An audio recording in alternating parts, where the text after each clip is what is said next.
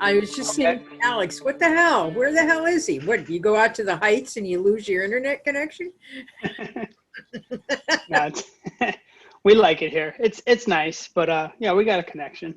Okay. So, how is life? Life's good. A little Yeah. crazy, given the current times. Yeah. Trying to make it through. Yeah. So, But yeah, listen, here's what I yes. wanted to talk to you about. Okay. Let me turn the volume up just a little bit here. You know your Mister on his cup. How cute. You know how your life is. Yeah. I do. Mm-hmm. And I know a little bit about your history. Mm-hmm. And I just wanted my purpose in all this, like when I was talking to Gary, last week and whatnot, Mm-hmm. my purpose is I want people to know the Chris that I know, who is Sure. just the coolest guy ever. You know what I mean? Thanks. I think you're And pretty cool too, Don. thank you, Dal.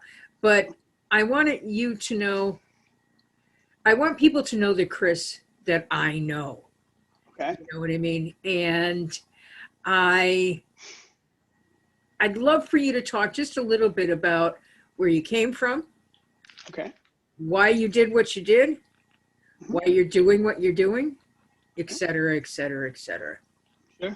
And the floor is yours, Dal. If you need me to push you, I'll push. You Okay. like my hat? See my hat? Yeah, that's a cool hat. So go. So, okay, what Now! where do, where do I start? When I was born, like that? Nah. I want to know when you started having the problems that you had. I'm going to assume that it was in your teens and 20s. Oh yeah, no, that's sure, yes. Yeah, I mean, so right, let's see, if I make it till February, right, which I probably will, I will have not had any alcohol or drugs in my system for 21 years, which if you do the math 21 backwards, years? yeah, I was 24. Chris. Yeah, it's like my Holy sobriety will be able to buy shit. a drink. Yeah. Wow. So, and I started, I must have been 12 or 13. Get out of here. That young? Yeah, because I don't know. I delivered newspapers when I was younger for like 6 years, from when I was I think 11 to 17.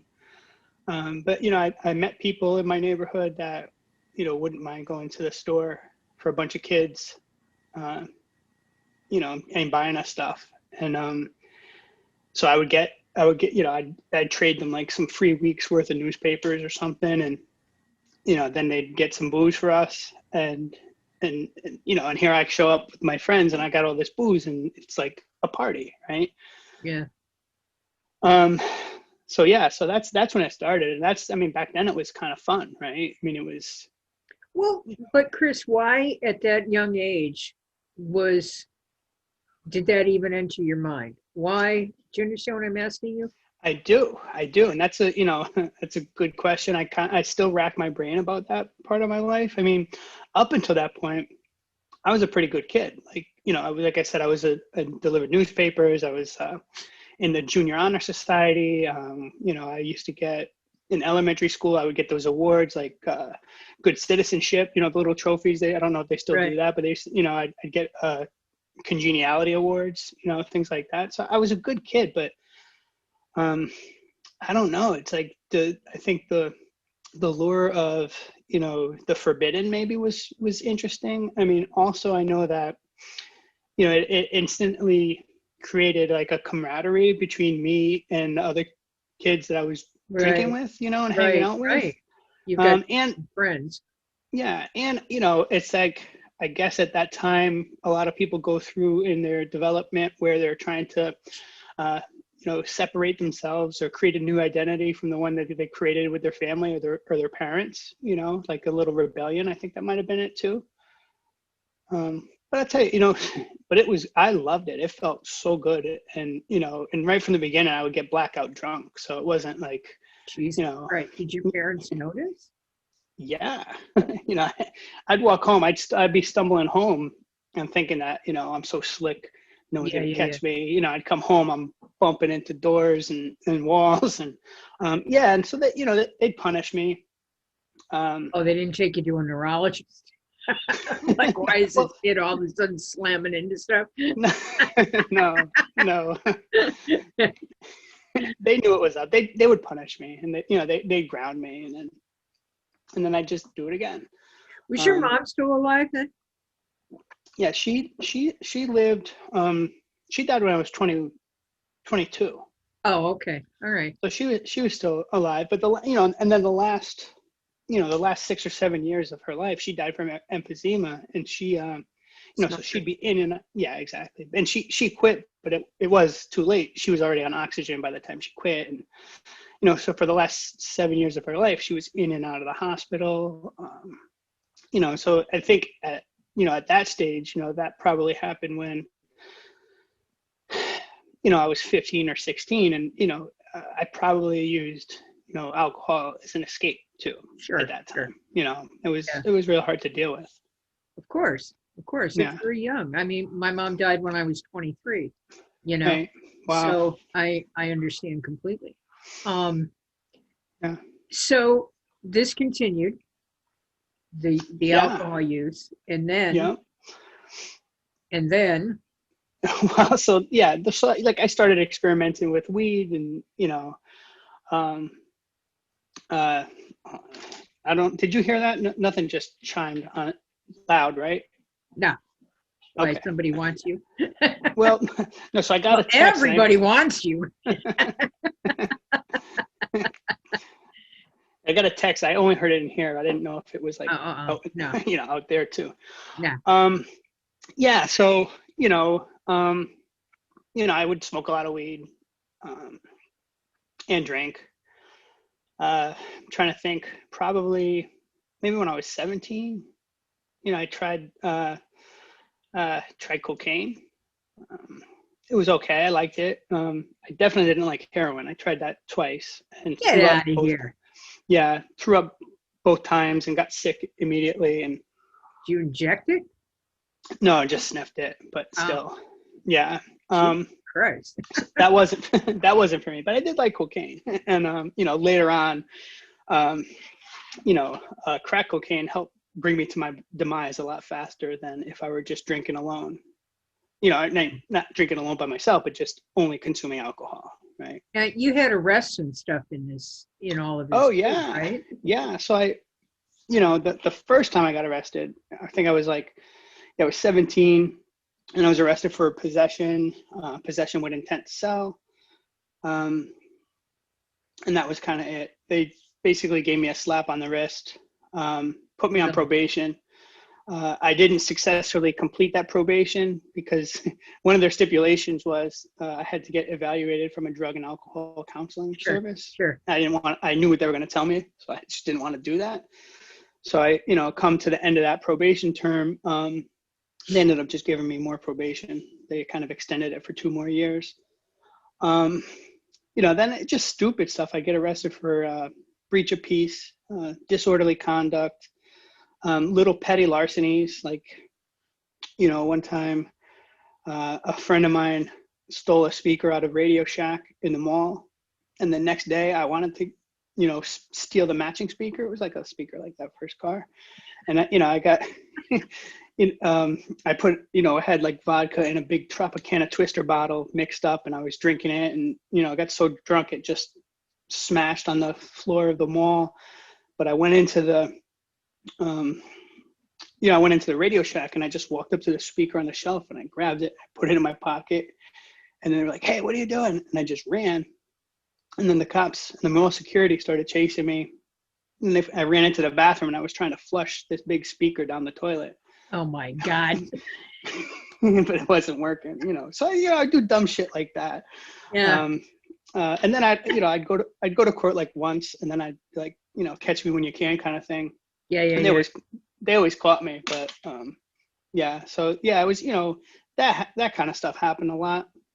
Um, I had a yeah. brother. My brother died. He was significantly older than me, but And it wasn't because of drugs and alcohol. It was just because of stupidity and where we lived and the times and all that crap. But Right. anyway, it was in the 30s, believe it or not. And he um, tried to rob a gas station with a cap gun, a little. Oh my God. Cap. Yeah. Wow. It's like, well, you guys are just geniuses, aren't you? Yeah. Right. If only you could use your power. Yeah. So let's fast forward now. Sure. Mm-hmm. You're, as in my mind, Mm-hmm. alcoholics and addicts eventually, yes, you hit bottom, but sometimes bottom is death. Oh yeah. Correct? Yeah. So absolutely. fast forward to you getting close to your bottom. What does that look like? What's Sure. your So yeah, it was miserable. I'll tell you that. I mean, so let's see. House? Oh yeah. So, my mother, she always believed in me and stuck up for me, and thought that one day I'd turn my life around and be okay. So before she died, she made my dad promise her that he would never kick me out. And then, what happened? So I don't know. That worked for about 6 months, but then I was creating too much chaos in the home. Sure. So he did, and that was the right decision. I'm not, if he didn't do that, it wouldn't put me in a position, so the first time I tried, so that happened, and I was renting like a room from a friend that lived on the same street that I grew up on. And something happened. Were you working? How were you able to pay your rent? Yeah. So, well, I think I was on unemployment at first. Oh. So I went to CVH for, I think it was a 45-day program. But I got out. And I just, basically I thought I could do what I thought I was an exception to all the rules. I thought that, what they said really didn't apply to me because I was an exception. I was, smarter than you. And, right. I had it all figured out. So,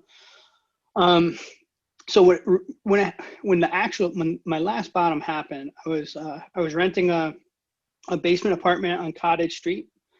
I was working at U.S. Repeating Arms in the barrel department. Yeah, let's put an addict in. Yeah, working in Winchester. Great. Yeah. What's crazy? There was a guy. It was crazy. There was a guy there that was a fugitive from North Carolina on weapons charges, right? And they had, yeah, I know. So they had federal marshals actually came in one day and scooped him up, but I couldn't believe that. But, yeah. Christ, yeah, right. So I was working there, and they had this system that if you were late, you got a red mark. If you left early, you got a red mark. If you, if you missed work, you got anything, you got a red mark. And after the course of an entire year, if you had 20 red marks, that was like you got fired. And up until that point, there was progressive disciplinary actions too. Sure. After 5, and you get this. And also though, if you make it for an entire month without getting a red mark, one of them got removed, right? So here I was like showing up to work late, showing up to work drunk, not coming to work. I get these red marks. They suspend me.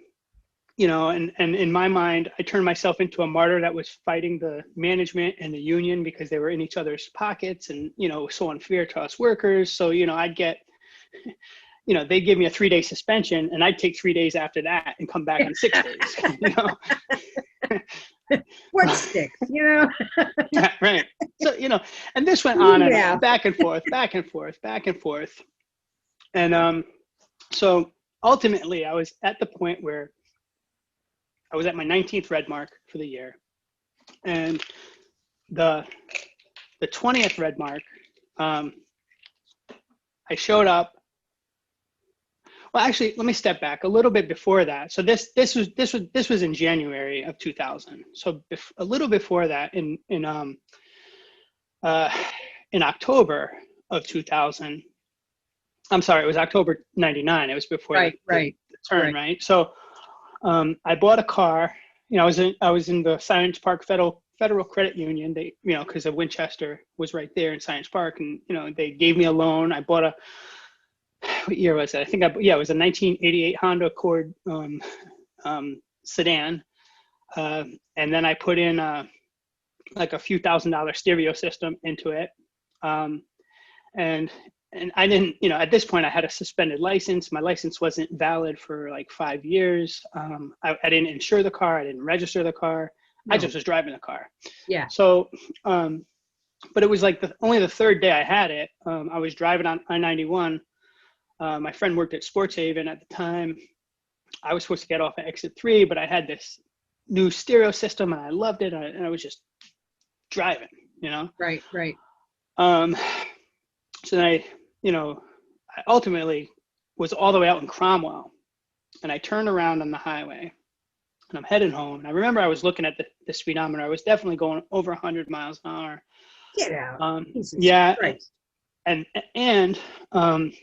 then I, looked down at the radio and I ended up smashing into the back of a tractor trailer truck. Oh my yeah. God, Chris. And the truck, I'm not sure how fast the truck was going, 40, 50 or 60. I was going, 60, 70 or 80. And, if you look at where the windshield was in that car, there was a hole where my head, Oh my broke God. it. Oh my Yeah. God. Like right in the center, because I was like down here looking at the radio, trying to mess around with the radio. I ended up getting stitches in my head. I don't know, like it's hard to see now because I'm older, but there were scars here going into my eyelid. This scar right here. And then my forehead was all busted up right here. My God. Yeah. And then I realized, well, shit, I have no license and no insurance. So I got out of the car and I ran into the woods. Well,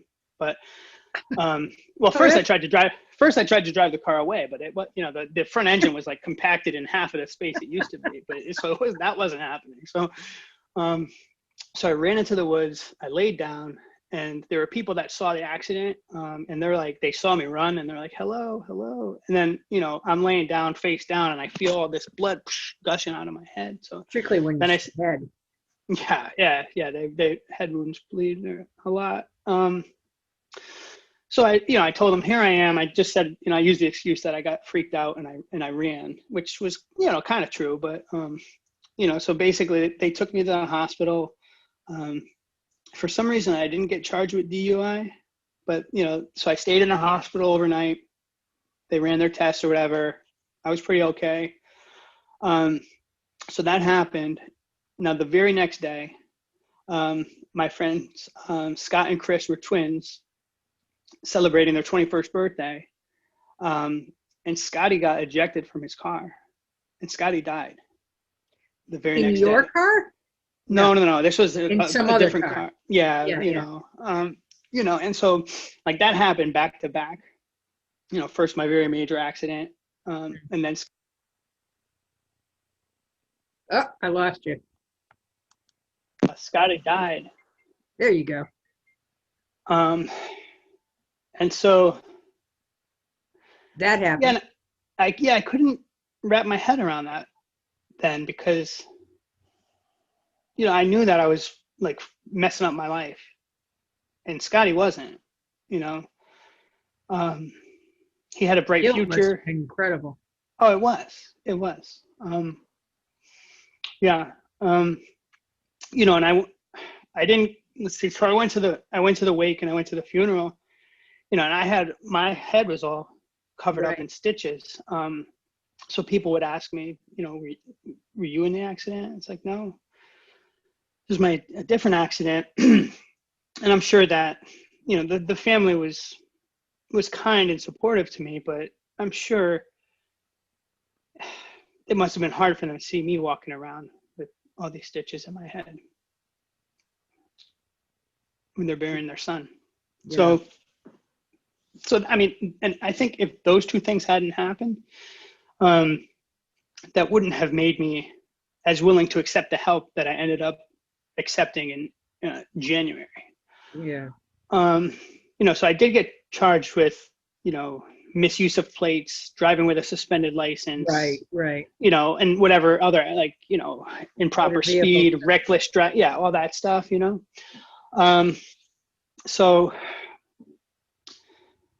So now we're back at the point where I have the next red mark, right? I'm at 19, about to get 20. I show up to work late, and they're like, "Oh, Chris, the president of the union came up to me and he said, this is it. You're gonna get fired. The only thing that'll help you maybe keep your job is if you admit you have a problem with alcohol and drugs and you need help." And I didn't know this at the time, but that man was sober, and he had, he also quit drinking Right. years before that. And I felt excuse me, I felt like a sinking or a pit.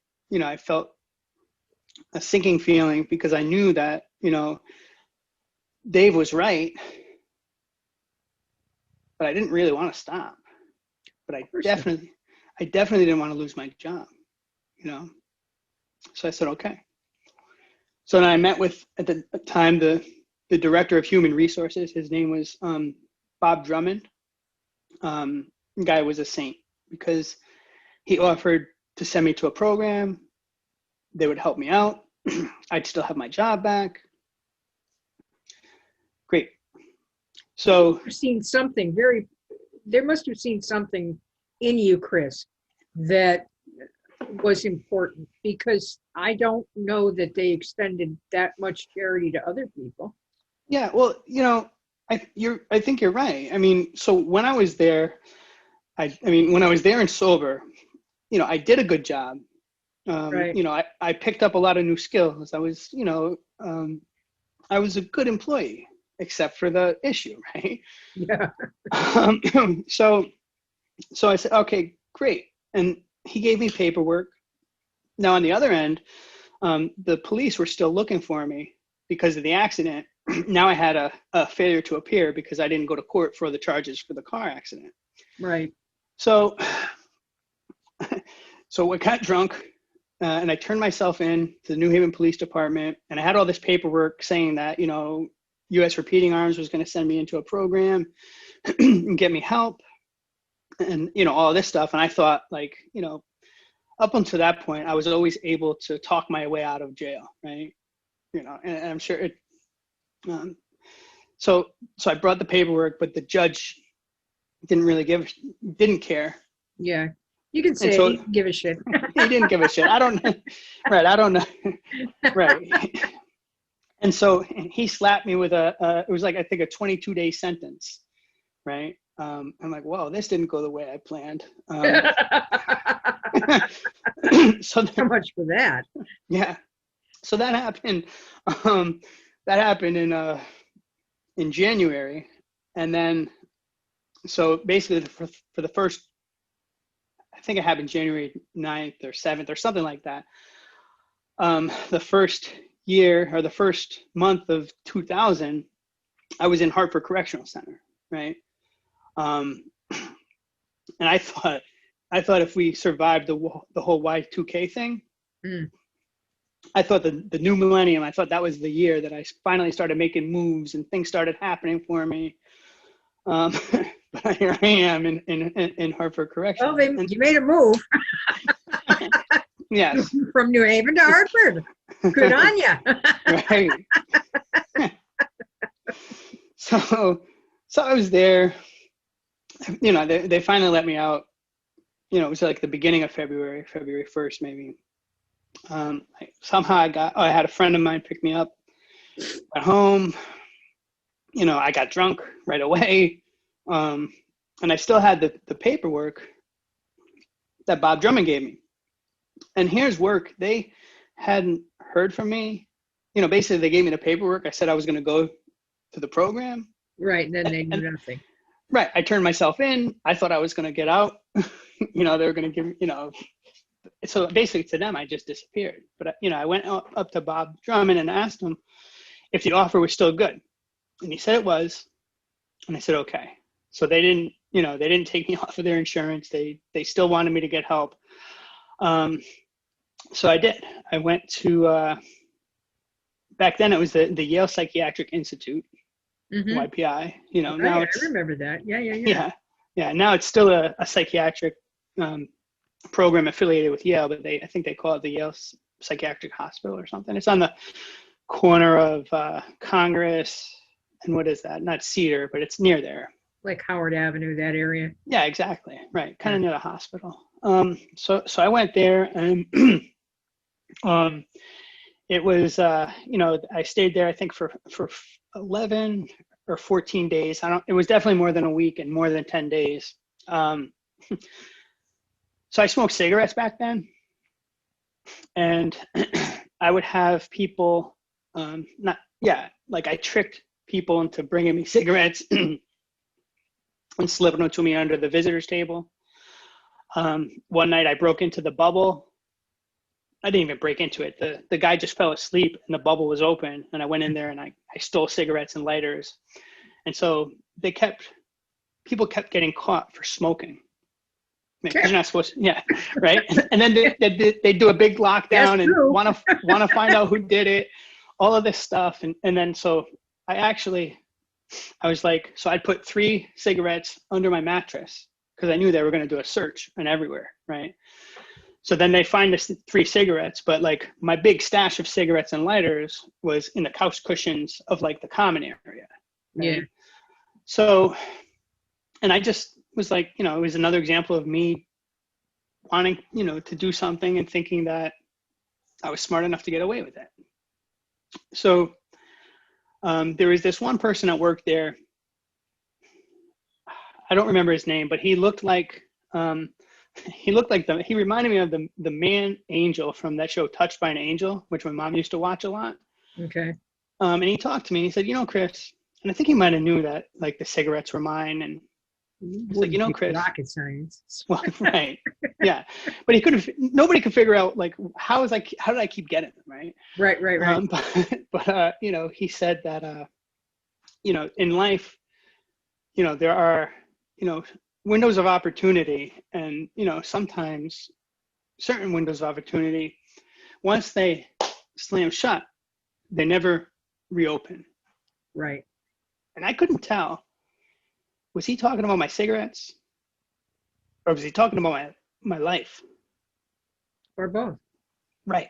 I mean, they are both, right? Well, no, exactly. So I did something that I had never done up until that point, but I was completely honest with him when it had no direct benefit to me. Right. I was going to, I'm going to lose my cigarettes, not be able to smoke.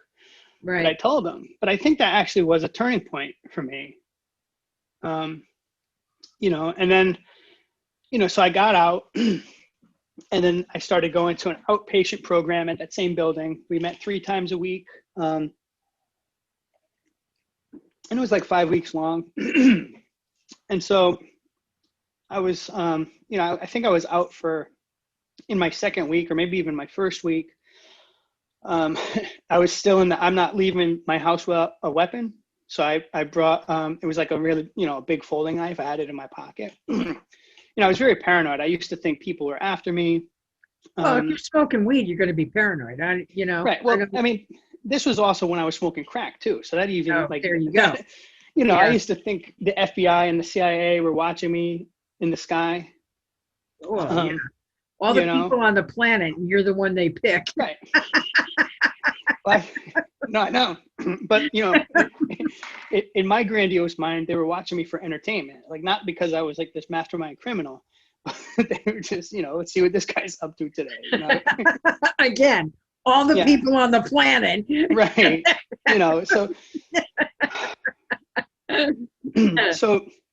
So anyway, a cop ended up stopping me. I was actually walking from my apartment on Lion Street to an AA meeting, but the cop stopped me.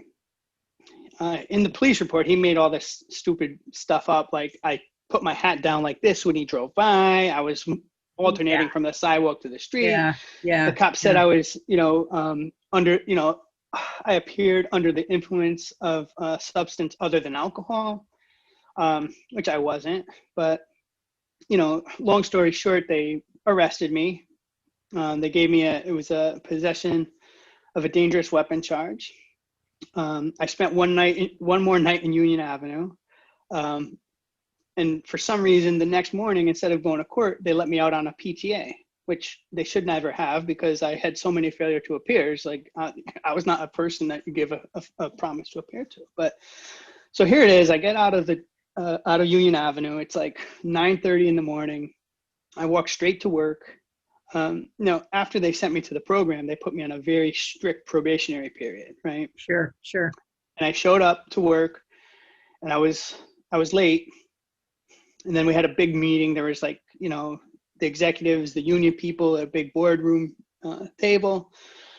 And, to them, it just looked like I was up to my same old tricks, right? Nothing worked. So they ended up firing me.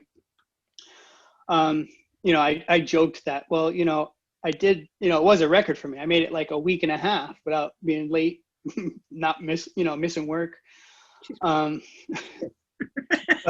Yeah.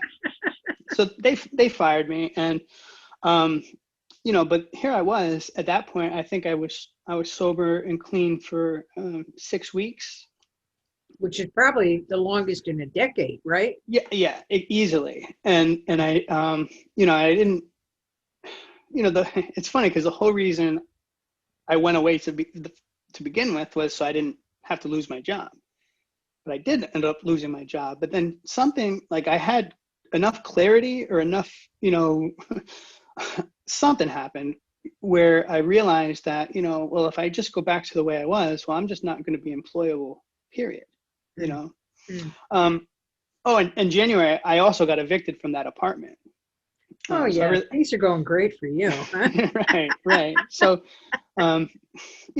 thankfully I was regularly getting drug tested with the program I was going out into. So when I ultimately went to court for that weapons charge, I was able to show the judge and the prosecutor that, I wasn't under the influence of a substance other than alcohol. But they gave me probation. They gave me 2 years probation for the weapons charge, dropped it down to like some misdemeanor. And so for the first 2 years of me being sober, I was on probation, which probably helped. Oh, absolutely. Yeah. My probation officer never tested my urine though. I think she believed me. I told her what was going on with my life and that I was really, I was going to meetings and I had a sponsor and all that stuff. So she never tested me. And, our legal system with regard to drugs and alcohol and all this stuff, it's like, well, we can't do it. We're just so overworked and we've got too much and we're this and we're that. Well, right. We don't seem to be doing so good with all of this foolishness. And the populace continues to scream about all of these. I mean, the recent, not to take up a lot of this time, but the recent, guns and shootings that are going on. Are you kidding me? You don't have a clue of where, not you, but, right. People in power don't have a clue on why this is, where this is, who this is, to stop this. These are little kids getting shot up. I know. It's tragic. And we can't throw these people in jail. Come on. At least give us a rest. Put them away long enough so that we, as a society, who are the decent people, I'm sorry, but who are the people who are capable of following the rules, are able to take a breath long enough to be able to follow the rules. Right. Give us a break. This year has been a goddamn nightmare. Yeah. It's really bad. So let's fast forward a little bit. Eventually, the floor in your life comes up and slams into the ceiling. Yeah. Right? Mm-hmm. And now you've decided that you're worth taking care of. Yeah. Why did you pick up a camera? Oof, that's a good question. So, I'm not too bad at this, am I? no, you're pretty good. You're pretty good, Dawn. So when I was younger, I actually was kind of interested in photography. My father had a Minolta 35 millimeter camera Sure. that once in a while he'd let me touch and, take some photos with, but not a lot. I would always think about buying myself a camera around Christmas time, because as a paper boy, I would get like $500, $600, $700 in Christmas tips every week. And in the 80s, that's still decent money now, but in the 80s, it was even, yeah, you could do a lot with that, right? But I never did. So, I was at the time I was working for an organization, and we needed pictures, just to help tell our story and to, for donor cultivation, all that stuff, publicity, awareness, sure. PR. Yeah. So I was like, well, maybe I could do it. So we had a cheap camera. I started taking shots. And, back then, and this is probably 10 or 11 years ago now, and I started taking these photos, and I loved it, right? And I would just, I Googled and I YouTubed and I just played and I experimented. And that kind of is how it started. And I loved it, You're so damn brave, Chris. I Well, swear to God, you are so brave. And I'm not talking if it's just your recovery, but to have, I don't know, I look at some of your pictures, yeah. and it just, on occasion, they can bring me to tears. Not Thank because of, that oh my God, I hate them, but because of what I see in them. I see the New Haven that I love, the New Haven that I just so desperately wish was better than it is. Yeah. And your pictures of the dancers and the aerial artists. Oh, I love doing those. Oh my God. Those are just breathtaking, Chris. Thank you. Breathtaking. Thank you. The fact that you have taken a like, I really had fun doing this, and I really enjoyed Me too. it. And look at who you are. Yes. Your bravery, the fact that you were brave enough to, you had the guts to put down what was going to kill you and take up what has just transformed your life. Yeah, it's, one decision and you gave yourself the world. Yeah, no, it was, incredible to think about, where I was. It was hopeless and helpless. I didn't really see a point in living. To now I have this life that's like, I don't know, 20 years ago, if you asked me to write down, like, what you want your life to look like in 20 years, right. I'd have sold myself short, Right. It's like, wow. Certain things have happened to me in my life. I understand completely. Certain things have happened to me in my life, and it's like, I couldn't dream this way. Yeah, exactly. Yes, I understand completely. Now you share the company of a gorgeous woman. She is, yeah. I'm assuming, does she pronounce her name Therese? No, Teresa. She's actually Panamanian. Like her father's was born in Panama. So it's Teresa. Panama. Mm-hmm. And two beautiful young women. Yeah, they're amazing, the girls. And Ashley. Yes. Yeah, my little dog. Who is more precious than Ashley? I know. She gets pampered and loved, and I can't tell you how many times I've talked about this dog. And I still say you ought to make a calendar every year. Yes. Of nothing but Ashley. But so where do some of these things do you think come from? For example, here we are do you remember the wheat paste under the underpass? Oh yeah, right. You know, and going into Elm City Market and Oh, that seeing was a fun all project. the pictures of the employees and whatnot. Or Yeah. no, it was people in New Haven, wasn't it? Yeah, well, so it was their market members and also their employees, and they had them Okay. up. I mean, they had them up like And everywhere. There were so many of them. That was a very fun project to work on. I can imagine. So Yeah. then you have this genius idea of the calendar. And who do I see as Mr. January Oh, Roger. but Roger? Yeah. And I have to tell you, this is an individual that I never would have, and it's a testament to who you are and who you've become. This is an individual that I never would have spent 2 seconds on. I'll be perfectly honest with you. Okay. Just a bum on the street, like every other bum on the street. And because of you, and because of the kindness that you have shown him, I adore Roger. He's a great guy. He's so kind. He is. He really is. I give him, every time I don't go downtown much anymore because it terrifies me, but and I don't scare easy, Right. Yes. But every time I've ever seen him, you give him a couple of bucks or whatever, and he's like this. Thank you. Yeah. I love that guy. Yeah, me too. And I would never have known him except for you. Oh, that's amazing. I'm so glad. Yeah. So you pick up the camera. You turn this into a phenomenal business. Yeah. And this is where you are today. Yeah, I'm really lucky. I mean, no, Dal, you're really brave.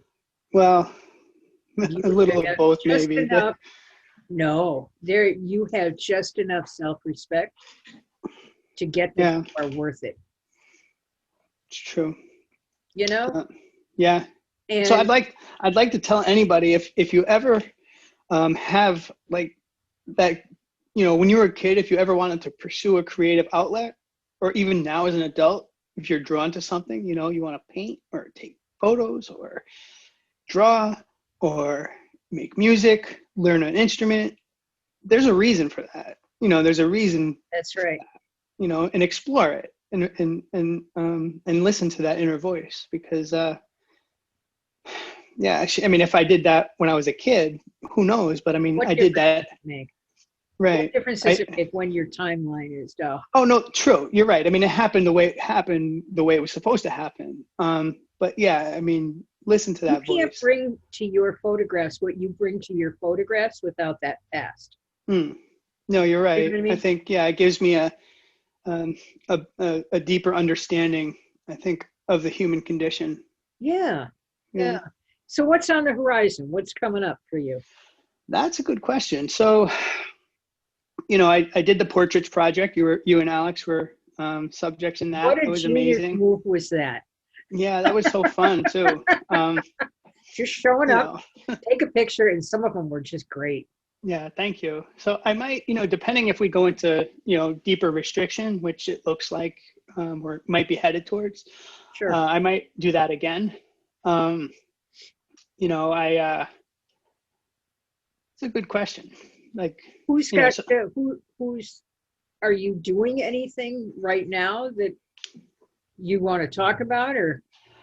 I'm just trying to think. So the artistic creative stuff I haven't been doing too much of, except, so me and Teresa also started a photo booth and photo experience business. So we've been, having people in our yard and taking like creative portraits with them.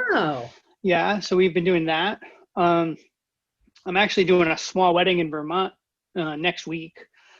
Wow. Yeah. I also, I was working with a developer, for, his commercial properties. I was doing a lot of work for him, which was good. Keeping, doing that. I've done some small elopement ceremonies, as a photographer. So yeah, it's like, your creative mind must go at a mile a minute. Oh yeah. Oh, did you see the Sasquatch photos? No. Oh, I have to send you a link, but this was Teresa's idea a long time ago, because one of the first things we did together, we dressed up. I was in a rabbit suit and she was in a cat suit. We walked around New Haven and we just interacted with people, and it was great. Yeah, it was really fun. And then she bought a Sasquatch costume, and her idea was to do a Sasquatch series in New Haven when nothing's happening and everything was like barren and desolate. But then this is, I think, a testament to the combination of our creative force, because, if it was something she did alone or just the way that she wanted to, it wouldn't have been as successful. And the same thing, like if it was just me, it wouldn't have been successful. But, we combined that.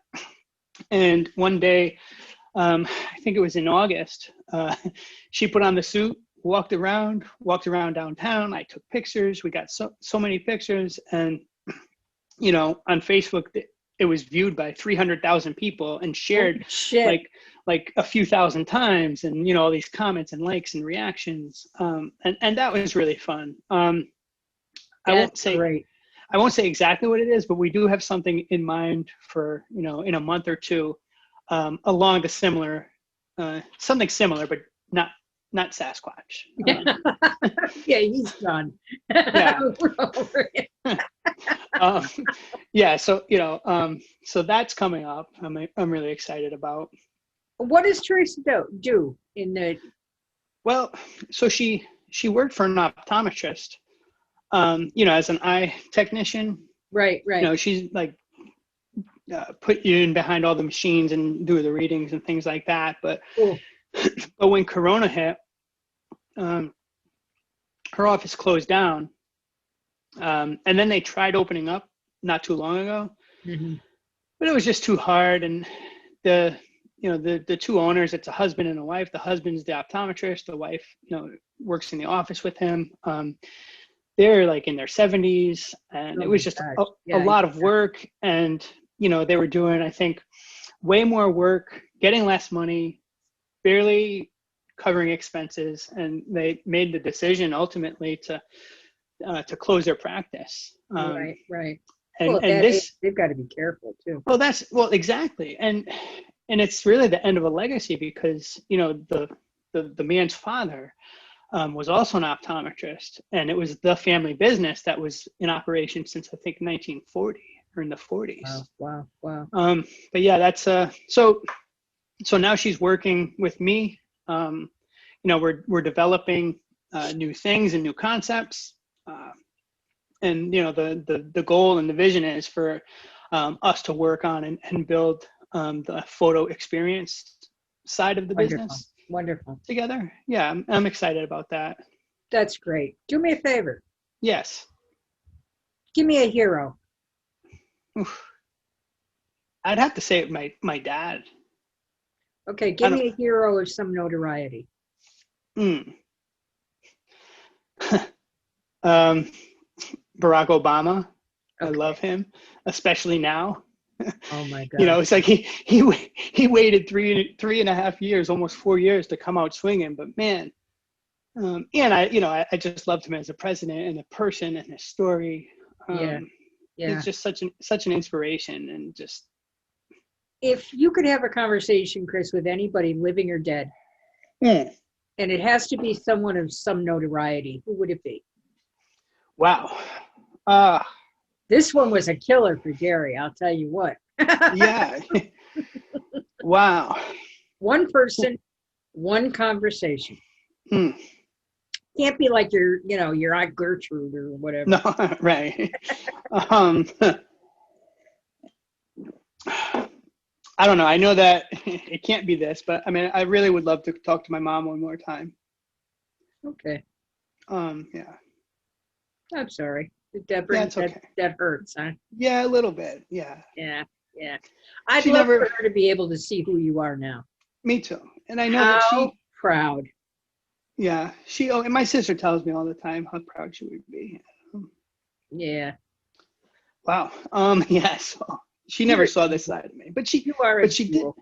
Thank you. She did see this side of me, but I knew I'd get here eventually. She always did believe that. Hmm. Yeah. Tell me something you want to tell me, and we'll kind of wrap it up. I don't know. I'm a big fan of you and Alex's too. I think it's great. Your whole ethos, I think, is really cool. What's that mean, Ethan? It's just like your state of being, your philosophy about life, your just everything. Yeah, well, see me when you piss me off, then. Well, I don't ever want to get on your bad side, Dawn. Definitely don't. Yeah, see, that's one of them things, I Yeah. don't kick the bear, especially when it comes to the kid. Yeah, Don't touch the kid. for sure. Um, I love you desperately. I'm telling I you, love you I am too. so enamored of you. Your charisma just comes through like in spades. Thank you, Dawn. Thank you so much for doing this for me. Thanks for You having have my me. heart. This was great. Thank you, Dal. All right, Take it easy, thanks so okay? much. All right. Bye. Bye-bye.